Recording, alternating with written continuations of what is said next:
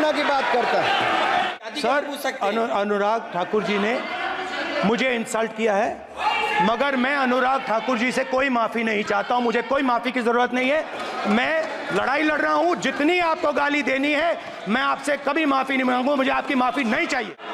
Sir, उधार की बुद्धि से राजनीति नहीं चलती है। उधार की बुद्धि से राजनीति नहीं चलती है। यहाँ पर्ची लेने से काम नहीं चलता है। आप बोल के हटते हो, फिर पर्ची आती, फिर बोलते हो। आप जाति कैसे पूछ सकते हैं? आप बताएं, जाति कैसे पूछ सकते हैं? आप पूछ के दिखाओ जाति को। लहजे में बदजुबानी, चेहरे पर नकाब लिए फिरते हैं। वो जिनके खुद के बही खाते बिगड़े हैं, वो हमारे हिसाब लिए करते हैं। जाति जनगणना हम करा के दिखाएंगे। खत्म। आपको जितनी गाली देनी है आप दीजिए, हम खुशी से लेंगे। और केवल रील के नेता मत बनिए। मीम्स आपकी खूब बनती है। रियल नेता बनने के लिए सच बोलना पड़ता है। और सर, कुछ लोग एक्सीडेंटल हिंदू हैं और महाभारत का ज्ञान भी एक्सीडेंटल है। ये कल से हलवा बांटने की बात कर रहे थे। अध्यक्ष महोदय, झूठ के पैर नहीं होते। ये झूठ अक्सर कांग्रेसियों के कंधे पर सवार होकर सैर करते हैं। जैसे मदारी के कंधे पर बंदर होता है, वैसे राहुल जी के कंधे पर झूठ का बंडल होता है, जिसे वो रोज यहाँ परोसते हैं। ये बजट पर, सदन पर। माननीय सभापति जी, जिस व्यक्ति को बजट निर्माण की प्रक्रिया का पता ना हो, संसदीय कार्य में रुचि ना हो, मात्र अध्यादेश को फाड़ने का काम किया हो, उससे क्या अपेक्षा की जा सकती है? मैं पूछना चाहता हूँ, हलवा किसको मिला? मैं पूछता हूँ, हलवा किसको मिला? राहुल जी बताइए, हलवे की बात की थी। जीभ घोटाले का हलवा किसने खाया? वो फोर्स घोटाले का हलवा किसने खाया? अंतरिक्ष देवास घोटाले का हलवा किसने खाया? नेशनल हेराल्ड के घोटाले का हलवा किसने खाया? सबमरीन घोटाले का हलवा किसने खाया? अगस्ता वेस्टलैंड घोटाले का हलवा किसने खाया? 2G स्कैम हलवा किसने खाया? कॉमनवेल्थ स्कैम का हलवा किसने खाया? कोयला घोटाले का हलवा किसने खाया? वाल्मीकि योजना घोटाले का हलवा किसने खाया? चारा घोटाले का हलवा किसने खाया? यूरिया स्कैम का हलवा किसने खाया? राहुल जी, हलवा मीठा था या फीका?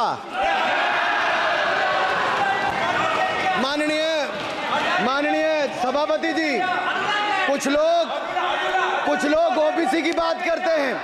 मैं ये कहता हूं, इनके लिए ओबीसी है। गौरव सुनिए, गौरव बड़ा इंपॉर्टेंट है। आप काइंडली एड्रेस दीजिए। माननीय सर, इनके लिए ओबीसी का मतलब है only for brother in law commission. Only for brother in law commission. और only for brother in law commission के लिए काम करने वाली पार्टी अदर बैकवर्ड कास्ट की बात करती है, तो आर्मी को भी पंखे के साथ लटकर आत्महत्या कर लेनी चाहिए। मतलब जिस पार्टी ने अपने पार्टी के अध्यक्ष, जो एक पिछड़े वंचित समाज से आते थे, उनको धोती से खींचकर पार्टी से बाहर निकाल दिया हो, उसके शहजादे हमें ज्ञान बांट रहे। अरे साहब, इनको पहले तो एलओपी का मतलब समझना पड़ेगा। एलओपी का मतलब लीडर ऑफ प्रोपेगेंडा नहीं, लीडर ऑफ ऑपोजिशन होता है। ओबीसी की बात, जनगणना की बात बहुत की जाती है। माननीय सभापति जी, जिसकी जात का पता नहीं, वो गणना की बात करता है। जिसकी जात का पता नहीं, वो गणना की बात करता है। इसी सदन में एक पूर्व प्रधानमंत्री जी ने, RG1 ने ओबीसी को आरक्षण देने का विरोध किया था। RG1 ने ओबीसी को आरक्षण देने का विरोध किया था। एक मिनट माननीय मंत्री जी। स्पीकर सर, देखिए, जितना मेरा आप लोग इंसल्ट करना चाहते हैं, आप खुशी से करिए, आप रोज करिए, मगर एक बात मत भूलिए, जाति जनगणना को हम यहां पास करके दिखाएंगे। धन्यवाद। जितना इंसल्ट करना करिए, मैं खुशी से लूंगा। अरे तो आप अपनी जाति भी लिखनी पड़ेगी उसमें। भाषण देने से पहले पर्ची आती होगी, हमने आपको लेकिन कहा। हर बार इंटरवेंशन के लिए पर्ची आती है अपने बलबूते पर। सर, उधार की बुद्धि से राजनीति नहीं चलती है, उधार की बुद्धि से राजनीति नहीं चलती है। यहाँ पर्ची लेने से काम नहीं चलता है। आप बोल के हटते हो, फिर पर्ची आती, फिर बोलते हो, ऐसे कैसे चलता है? सर, मैं इतना ही कहूँगा, उधार की बुद्धि से राजनीति नहीं चलती है। सर, मैंने कहा था कि जिसको जात का पता नहीं वो गन्ना की बात करता है। मैंने नाम किसी का नहीं लिया था सर, नाम तो किसी का नहीं लिया था, नाम किसी का नहीं लिया था, लेकिन जवाब देने कौन खड़े हो गए? सर माइक नहीं है सर, एक मिनट, माइक यहाँ से नहीं जाती। स्पीकर सर, मैं नाम जो ले भी लूंगा, माइक आ जाएगा। स्पीकर सर, जो भी इस देश में दलितों की, आदिवासियों की, पिछड़ों की बात उठाता है, जो भी उनके लिए लड़ता है, उसको गाली खाना ही पड़ता है। और मैं ये सब गालियां खुशी से खाऊंगा, क्योंकि महाभारत की बात हुई तो महाभारत में अर्जुन को सिर्फ मच्छी की आंख दिख रही थी, उसी प्रकार मुझे सिर्फ मच्छी की आंख दिख रही है। जाति जनगणना हम करा के दिखाएंगे, खत्म। आपको जितनी गाली देनी है आप दीजिए, हम खुशी से लेंगे। धन्यवाद। गौरव, धन्यवाद। प्लीज राहुल गांधी जी, ये तय कर ली, मुझे जब आप चाह रहे हैं मैं आपको बोलने का अवसर दे रहा हूं। हाँ सर, तो कम से कम गौरव जी, आपके बोलने के बाद ऐसी परिस्थिति न क्रिएट करें कि स्पीकर सर, सदन को चलाने की जिम्मेदारी जितनी सत्ता पक्ष की है उतनी प्रतिपक्ष भी है। अनुराग ठाकुर जी ने मुझ पर गाली दी है। नहीं, कोई बात मुझे सर बोलने दीजिए सर, मुझे उनको बोलने। सर अनुराग ठाकुर जी ने मुझे इंसल्ट किया है, मगर मैं अनुराग ठाकुर जी से कोई माफ़ी नहीं चाहता हूं, मुझे कोई माफ़ी की ज़रूरत नहीं है।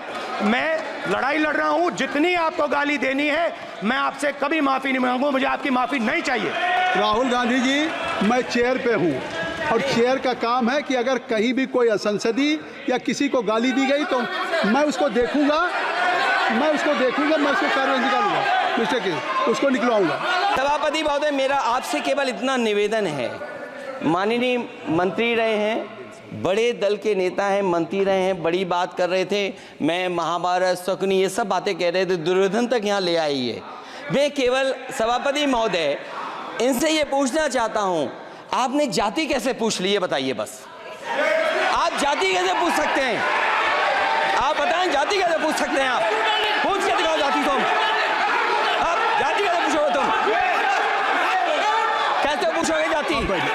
आप बैठ।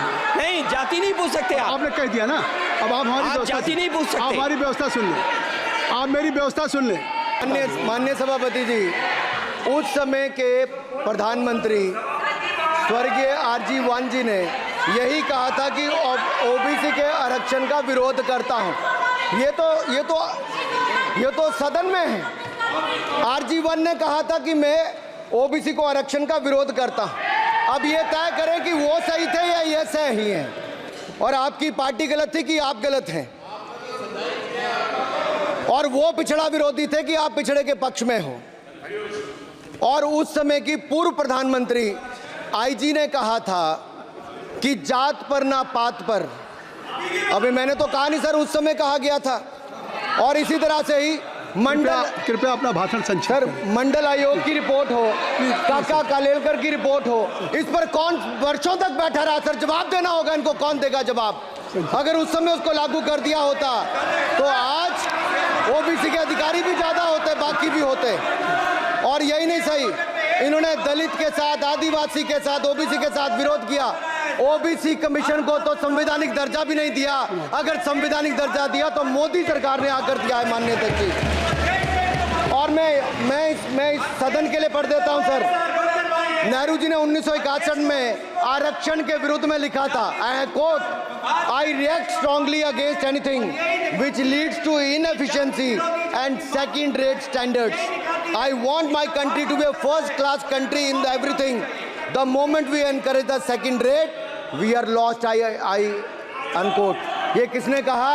देश के पहले प्रधानमंत्री ने कहा। आप उससे सहमत हो कि नहीं सहमत हो बताइए? माफी मांगोगे उसके लिए कि नहीं मांगोगे? कृपया चेयर को आप एड्रेस करें। आप चेयर को एड्रेस करें अनुराग जी।